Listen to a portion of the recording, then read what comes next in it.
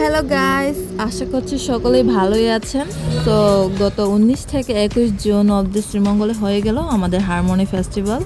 মোট 26 থেকে 27টি জাতিগোষ্ঠী নিয়ে এই আদিবাসী ফেস্টিভ্যালটি আয়োজন করা হয়েছিল।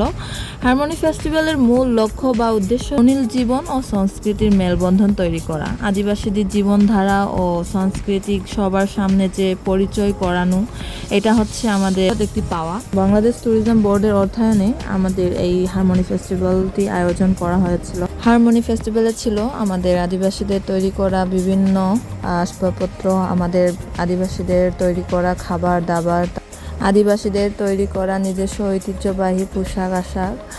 খুবই ভালো লেগেছে এবং ভালোই কেটেছে বিগত আমাদের এই 3 দিনটি। কিন্তু বৃষ্টিজনিত কারণে আমাদের বেচাকেনা তেমন ভালো হয়নি, বা যারা বেচাকেনা করেছে তাদেরও ভালো হয়নি। আশা করছি আমাদের হারমোনি ফেস্টিভ্যালটা পরের বার যদি করা হয় তাহলে শীতকালে যাতে করা হয়। বাংলাদেশ ট্যুরিজম বোর্ডের কাছে আমাদের এটি চাওয়া। ধন্যবাদ।